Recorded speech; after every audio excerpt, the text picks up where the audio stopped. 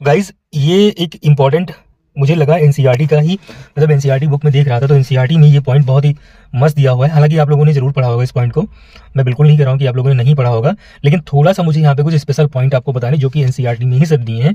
और यकीन मानिए कि आपके जो पेपर जो बनता है नीट का वो एनसीईआरटी ही टोटली फॉलो करता है। देखो पेपर क्वेश्चन यहाँ पे टॉपिक क्या मुझे लगा इंपॉर्टेंट वो मैं आपको डिस्कस कर रहा हूँ। ठीक है, ये एक्चुअली क्या है कि field due to an infinitely long straight uniform charge wire. ठीक है, तो ये सारी बातें आपको पता होनी चाहिए।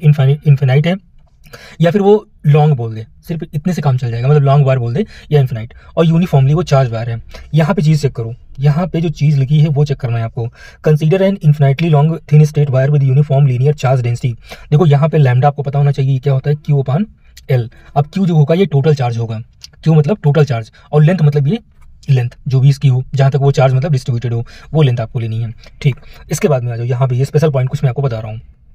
यहाँ पे देखो दिया है the direction of electric field at every point must be radial. Important है, कहीं भी आप अगर डायरेक्शन लोगे इसकी तो ये रेडियल मिलेगी। रेडियल मतलब इस टाइप से, ठीक है, ये इस टाइप से रेडियल मिलेगी, लेकिन आउटवर्ड होगी अगर जो लैम्डा आपका पॉजिटिव होगा। होता ही है भाई, आउटवर्ड कब होता है, जब हमारा चार्ज क्या होता है पॉजिटिव होता है, तो हमारी इलेक्ट्रिक फील्ड क्या होती है, आउटवर्ड होती है। बट इनवर्ड कब होती है, जब हमारा लैम्डा या चार्ज क्या होता है, निगेटिव होता है। तो यहाँ पे चार्ज के रिस्पेक्ट में ना बोल के इन्होंने लैम्डा के रिस्पेक्ट में बोला है, ये बात आपको ध्यान रखनी है अच्छे तरीके से। इसके बाद में आ जाओ, hence the total field at any point P is radial. Important है, स्टेटमेंट बन के क्वेश्चन गाइस आ सकता है। देखो अभी तक इस पे न्यूमेरिकल ही पूछा गया है, 2 या 3 बार न्यूमेरिकल बना इस पे है, लेकिन यहाँ पे ये स्टेटमेंट पूछ सकते हैं कि बताइए due to a long wire, ठीक है, जो कि आपका यूनिफॉर्मली चार्ज्ड है और इसकी जो सरफेस चार्ज डेंसिटी है, वो चार्ज डेंसिटी जो उसकी है वो लैम्डा है। तो बताइए क्या फील्ड हमेशा रेडियल रहती है या फिर नहीं, ऐसे मतलब करके वो क्वेश्चन स्टेटमेंट बना देंगे। ठीक, अब देखो यहाँ पे इसके बाद में at a cylindrical part of the surface E, surface यहाँ पे देखो यहाँ पे गॉसियन सरफेस ये क्वेश्चन सॉल्व होगा। At the cylindrical part of the surface E is normal to the surface at every point and its magnitude is constant. Important है ये सारी बातें, मतलब जहाँ पे सरफेस बनेगा सिलेंडर का वहाँ पे ई क्या होगी हमारी, ये देखो परपेंडिकुलर होगी। यहाँ पे ये देखो ये गॉसियन सरफेस उन्होंने बनाया है ये गोल गोल, यहाँ पे देखो ये ई कैसे निकली, यहाँ पे ये परपेंडिकुलर बता रहे हैं यहाँ पे। ठीक है, वैसे अगर जो इस वायर के द्वारा देखोगे तो रेडियल होगी। ये बातें ध्यान रखनी है आपको अच्छे तरीके से। E is normal to the surface at every point and its magnitude is constant. Magnitude भी इसका कांस्टेंट रहेगा, डायरेक्शन भी इसकी कांस्टेंट यहाँ पे फिक्स है। Since it depend only on the R, सिर्फ आर पर डिपेंड करेगा, ये भी आपको ध्यान रखनी है। मतलब जितनी दूरी में वो आपने गॉसियन सरफेस या उसकी रेडियस जो होती है उसकी बात यहाँ पे कर रहे हैं। The surface area of the curved part is 2πrl, ये तो सबको पता रहता है। ठीक है, अगर जो आप स्फीयर का वो एरिया निकालोगे तो 2πrl होता है। Where L is the length of the cylinder, मतलब सिलेंडर का अगर जो आप एरिया निकालो सरफेस वाला, ठीक है, इस टाइप सिलेंडर होता है ना, यहाँ पे ये रेडियस आर हो गई और यहाँ पे इसकी लेंथ एल होगी, तो इसका एरिया क्या होता है 2πrl। ये भी याद रखना है आपको यहाँ पे इस टाइप से। ये अल्टीमेट अब देखो फॉर्मूला यहाँ पे बन के आ गया, और ये फॉर्मूला तो आप लोगों ने रटा ही होगा, ई इजकल टू, वैसे इसको रटने का और भी तरीके हैं, जैसा आपका मन करे वैसे मैंने इसको 2k लैम्डा और यहाँ पे 2k लैम्डा अपान आर करके मैंने रटा हुआ था। सिंपल सी बात, देखो जो अपनी अपनी बात है, ठीक है, मैंने रटा था। अब देखो k मतलब होता है वही 1/4πε0 और 2 से डिवाइड करोगे तो ये फॉर्मूला आपका निकल के आएगा। और साथ में यूनिट वेक्टर भी आपको याद रखना है, यूनिट वेक्टर भी यहाँ पे आपको लगाना है अच्छे तरीके से।